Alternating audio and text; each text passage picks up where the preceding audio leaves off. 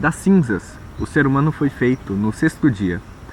E no sétimo dia, já muito cansado de ter feito tantas coisas, Deus veio à Terra e, junto a Adão e Eva, decidiu fumar umzinho.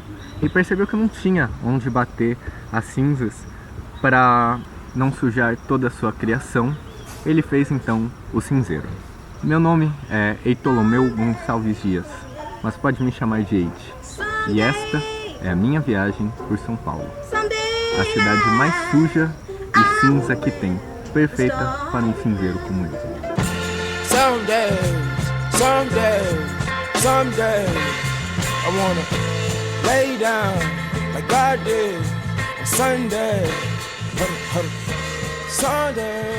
Sunday, I remember these. Chegando na rodoviária, eu nunca havia me sentido tão feliz na minha vida. Eu finalmente estava indo para São Paulo. A cidade suja, poluída, a cidade cinza, a terra da garoa. Eu finalmente estava fazendo a minha peregrinação para São Paulo.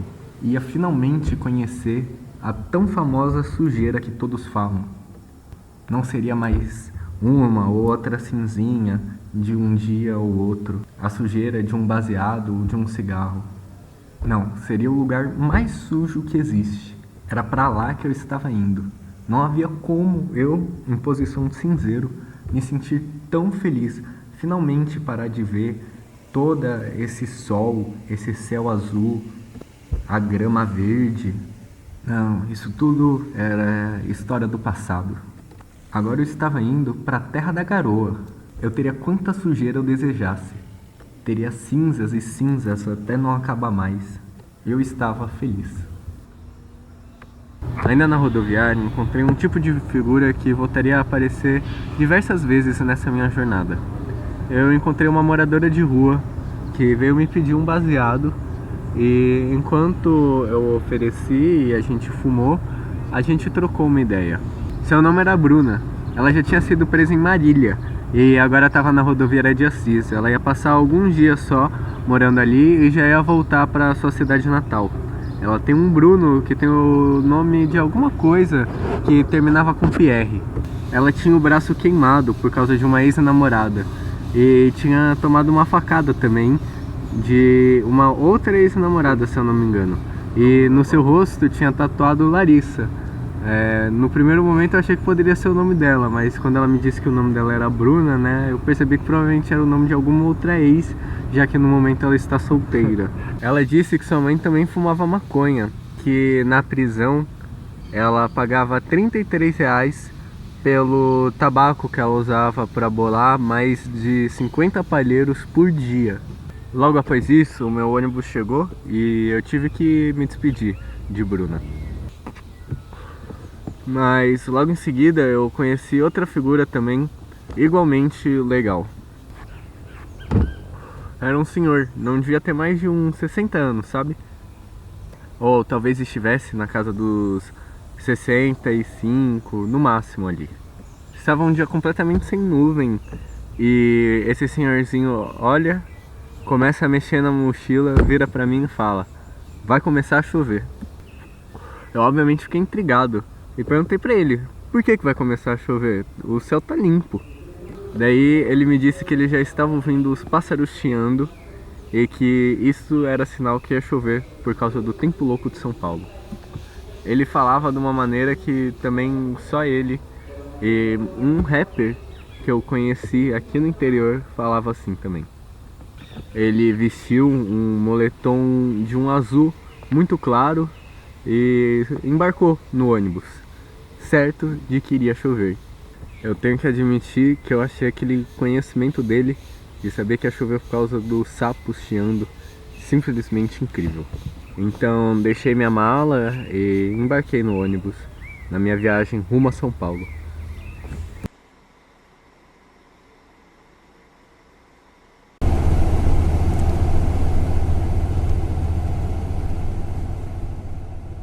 Durante a maior parte da viagem eu achei que eu não ia conseguir dormir devido ao alto som do motor e da estrada e dos carros que estavam passando.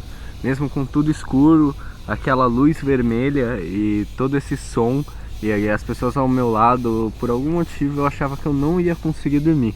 Mas acontece que um baseado bolado pelo Diógenes realmente bate muito. E então eu que achava que não iria dormir, que ia conseguir jantar quando o ônibus parasse, acordei no outro dia, sem ter jantado nem conseguido gravar nada sobre a viagem na rodoviária.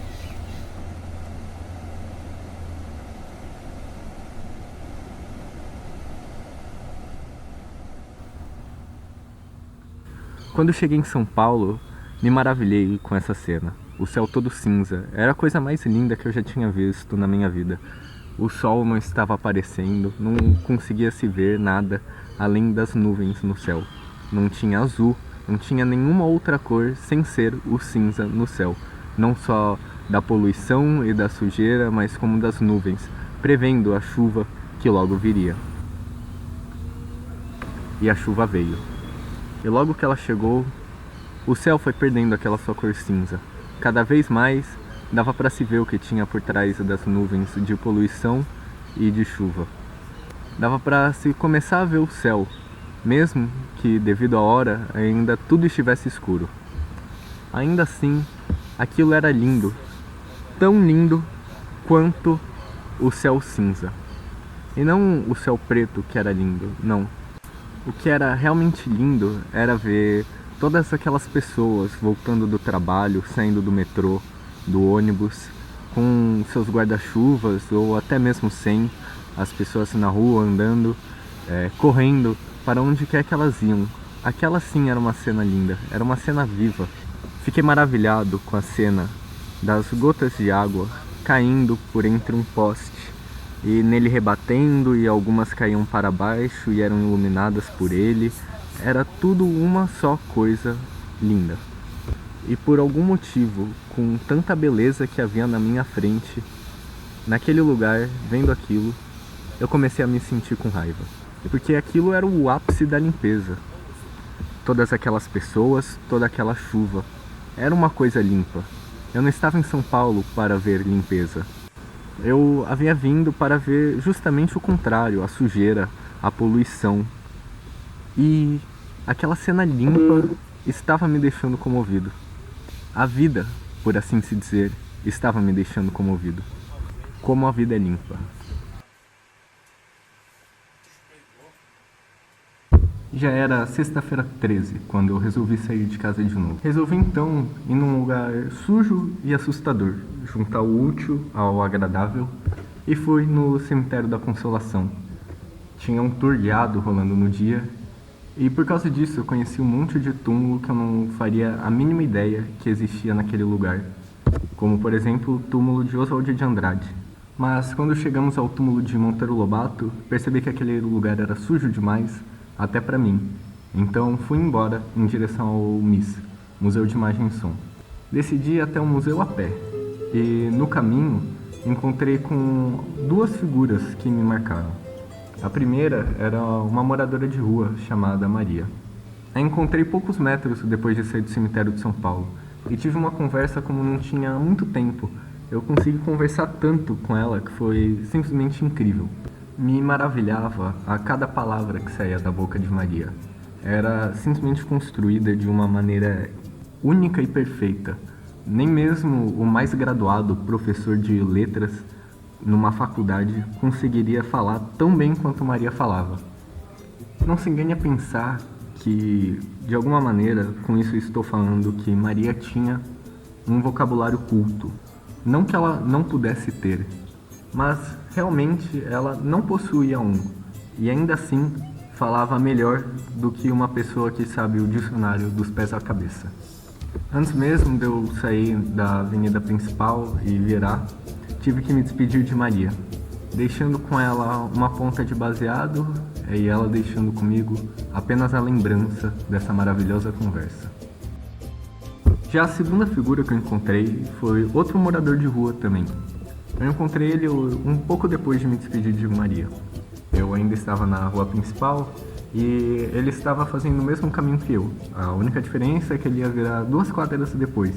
Então decidimos, por segurança, fazer o caminho junto, fumando uns cigarros e uns baseados. Só por causa dele que eu consegui chegar ao meu destino final, que foi o Museu de Arte Som. Chegando lá, devido a tanta maconha que eu tinha fumado e o tanto que eu tinha andado, eu estava morrendo de fome.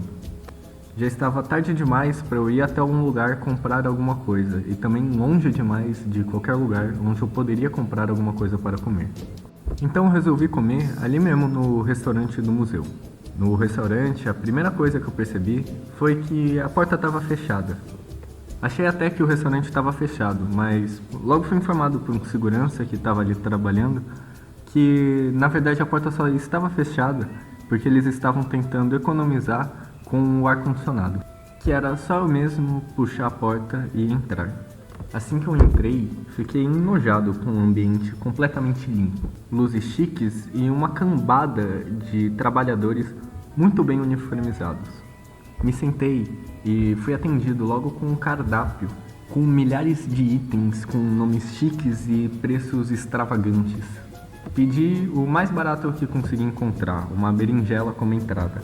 Enquanto eu comia, eu conversei com um desses garçons, muito bem vestidos.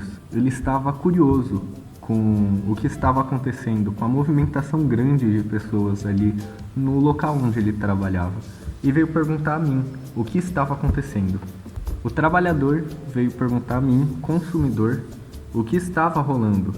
Ele, já tão acostumado e cego com o seu serviço de ir trabalhar, atender as pessoas, voltar do trabalho, ir trabalhar, atender as pessoas, voltar do trabalho, já nem sabia mais com o que ele estava trabalhando, com quem ele estava trabalhando, quem ele estava servindo.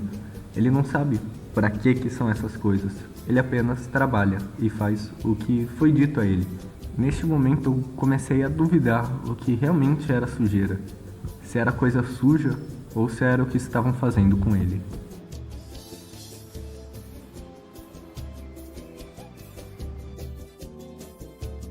Eu nunca imaginei antes dessa viagem que um dia eu chegaria a dizer isso, mas eu aproveitei aqueles momentos de dia claro na Paulista, andando de bicicleta no meio de todas aquelas pessoas, limpas e sujas, e lugares limpos e sujos, não importava. Eu estava feliz ali, eu estava me sentindo livre. Fazer o que quer que fosse ali, naquele ambiente, com todos ali presentes, para mim, era um sentimento de liberdade. Eu vi aquela cena com um olhar que eu nunca iria ter olhado se eu não fizesse parte daquela cena. Eu iria julgar que é tudo limpo e que por causa disso tudo é ruim.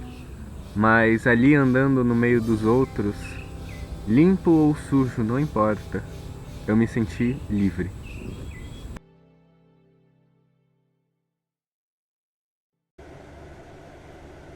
Mas como que tudo que é bom dura pouco, logo eu tive que voltar para minha cidade. Tive que voltar ao interior. Me despedi daquela cidade com qual me gerou muitas dúvidas e que me levou dúvidas de volta para o interior, que me deixaram pensando ainda. Eu me despedia daquela cidade que eu já não mais sabia se era limpa ou suja. Eu já não sabia se nem mais eu mesmo era limpo ou sujo, se os lugares que eu habitava eram limpos ou era sujo. Já não sabia mais o que era sujeira. Voltei o caminho todo com essa dúvida. Essa dúvida demorou para sair da minha cabeça. Someday I wanna wear a starry crown. Someday I wanna lay down like God did on Sunday. Sundays, I remember these songs. Sundays, that way, yeah, way, that day. Someday, I wanna tell everybody. Someday, I wanna hit the red dot and everybody. Someday, oh. Smoke marijuana, do what I wanna. I've been trying make you love me, but everything I try just takes you further from me. Someday we gon' set it off, someday we gon' get this off. Baby, don't you bet it all on that path of fentanyl. You might think they wrote you off, they gon' have to wrote me off. Someday the drama be gone and they'll play this song. Sometimes I take all the shine, talk like I drank all the wine. Years ahead but way behind, I'm on 1, 2, 3, 4, 5. No half truths, just naked minds, caught between space and time. This now with the word in mind, but maybe someday. I've been trying to make you love me, but everything I try just takes you further from me. Whoa, once again I am a child. I let go of everything that I know. Yeah, of everything that I know. Yeah, and nothing hurts anymore. I feel kind of free. We're still the kids we used to be. Yeah, yeah. I put my hand on a stove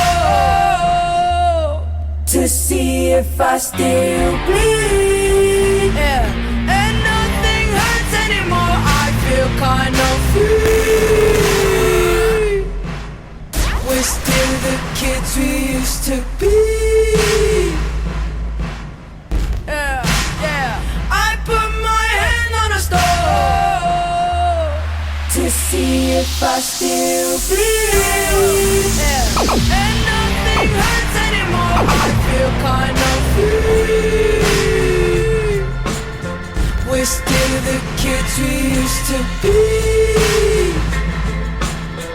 Yeah, yeah.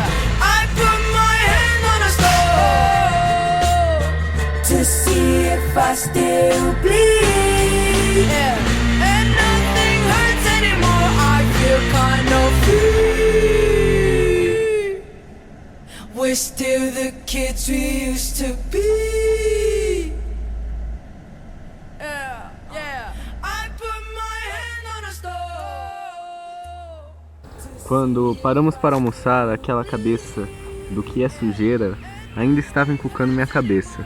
Eu tentei fumar um cigarro, tentei fumar alguma outra coisa.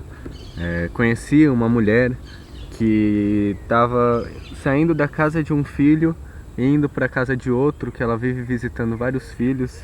E ela disse que o filho dessa vez tem 36 anos e até pediu para ela ficar mais tempo com ele, que ele estava com saudade, mas ela precisava ir visitar o outro, porque ela precisa visitar todo mundo. E foi muito legal conversar com ela, foi uma conversa, eu em posição que ainda não tenho nenhum cinzeirinho, e ela já com 2 cinzeirinhos já formados e crescidos, eu conversando como alguém que foi criado por um cinzeirão, e falava sobre meu pai e ela falava sobre o filho dela, e foi muito interessante ter essa conversa, parar para pensar que eu tive ela ali enquanto almoçava e fumava num ponto do Rodoserve.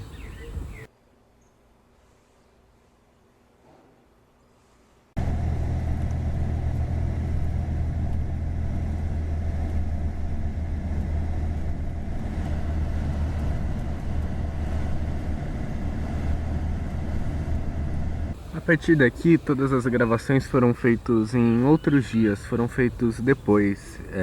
São usadas como exemplos nos lugares onde tive as realizações, mas não são realmente o momento onde eu tive as realizações. Porque assim que eu cheguei, da viagem, fiquei na minha casa ainda turbulentado com toda aquela viagem que tinha acontecido, aquela viagem que eu estava tão feliz para acontecer e onde eu fiquei tão feliz durante a viagem, mas que eu já não sabia mais sobre nada e ao mesmo tempo eu sabia de mais coisas do que antes de eu ir para lá.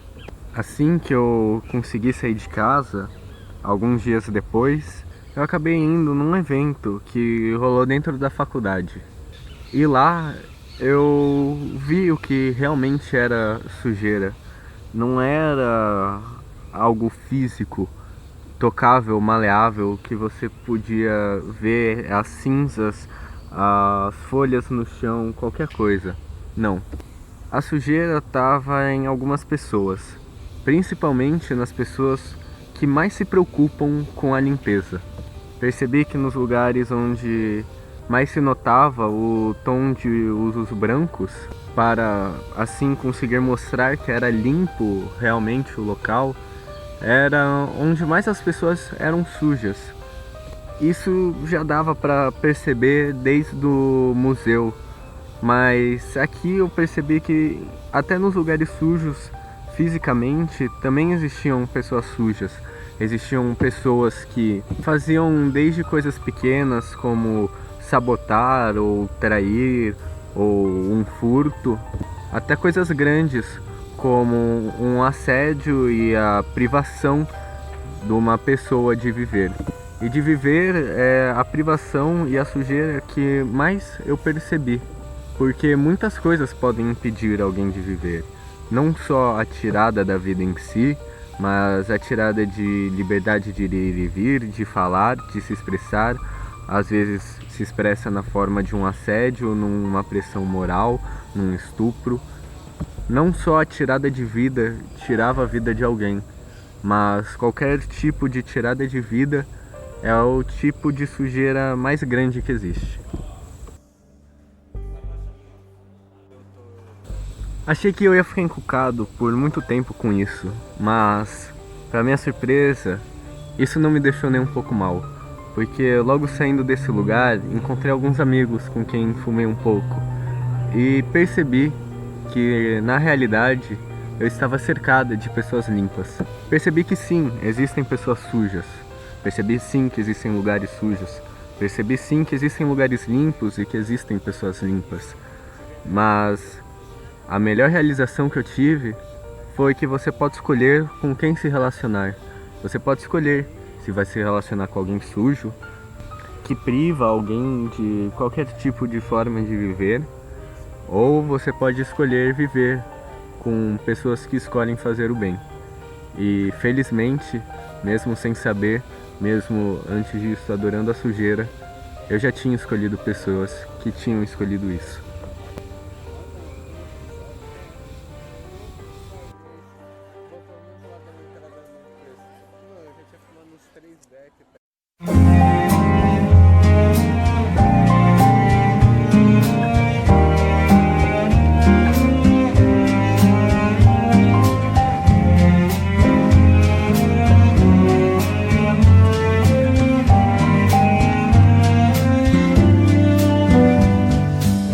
Diz para ela, graças a ela o sol nunca se apagou. Para a menina que não rimava dor, só pedi em oração que ela ficasse sempre perto de João.